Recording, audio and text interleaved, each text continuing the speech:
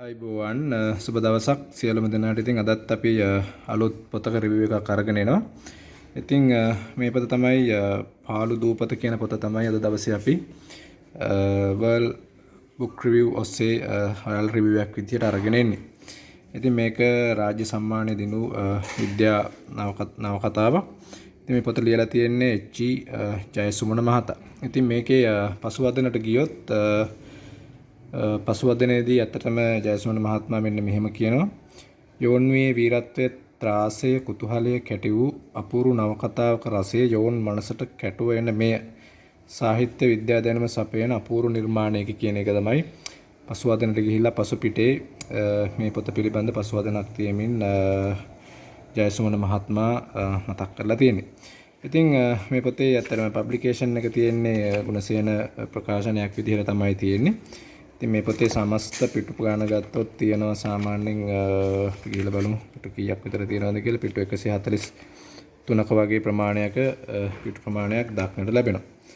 ඉතින් මේකේ තියෙන විශේෂත්වය තමයි එතුමාගේ පෙරවදනට ගිහිල්ලා බැලුවොත් එතුමා කියනවා මේ ජයසුමන මහත්මයා ඇත්තටම අනුරාධපුර මධ්‍ය විද්‍යාලයේ මම හිතන්නේ ගුරුවරයෙක් විදිහට එතුමා කටයුතු කළාදී එතුමා ලියපු නවකතාවක් මේක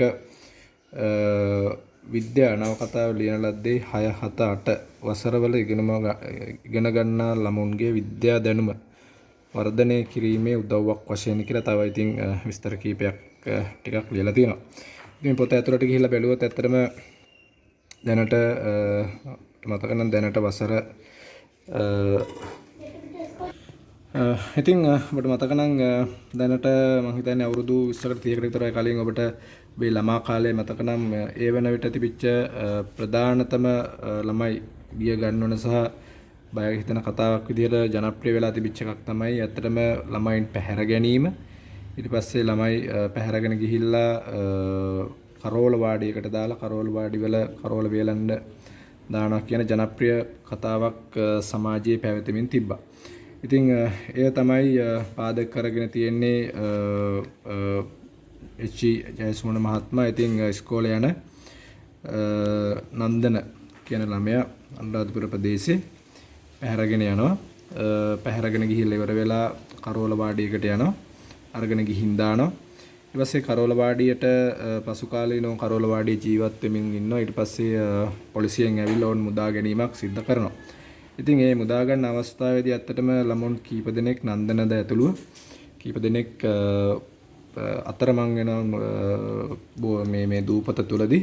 ඊට පස්සේ ඔවුන් කොහොමද ක්‍රමානුකූලව උත්සාහ කරලා විද්‍යාත්මක දේවල් අත්දැක බලලා දූපතෙන් එළියට පණවිඩ ලබා දෙන්න උත්සාහ කරමින් ඉඳලා ඒ පණවිඩය නාවික හමුදාවට යම්කිසි ක්‍රමයකින් ග්‍රහණය වෙලා ඕන්න මුදා ගන්න කතාව තමයි මේ පාළු දූපත ඔස්සේ තියෙන්නේ.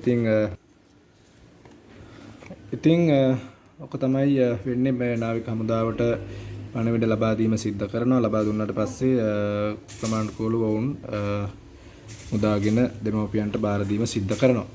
ඉතින් ඕක තමයි පාළු දූපත කියන පොත ඔස්සේ සිද්ධ වෙන්නේ.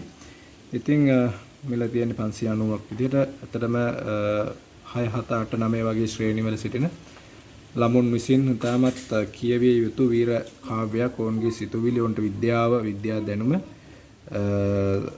කලාව ඔස්සේ ලබා දීමට මම හිතන්නේ කතුවරයා විශාල මහන්සියක් ලබා දීලා තියෙනවා. ඉතින් ඒක දිගට කියවගෙන යන්න පුළුවන් මට්ටමේ තියෙන හොඳ පොතක්. ඉතින් ඒක තමයි පාළු දූපත කියන පොත සම්බන්ධයෙන් අපිට විවරණය කරන්න තියෙන්නේ. ඉතින් 6 7 8 ශ්‍රේණිවල සිටින ළමයින්ට 8 9 වුණත් කමක් නැහැ. වැඩිහිටියන්ට වුණත් කමක් නැහැ. කියවන්න පුළුවන් හොඳ විද්‍යාත්මක නවකතාවක් විදියට අපිට හඳුන්වන්න පුළුවන්. ඉතින් ඔබත් කියවලා බලන්න පාළු දූපත කියන එච්.ජි. ජයසුමන මහතාගේ මේ විද්‍යා නවකතාව.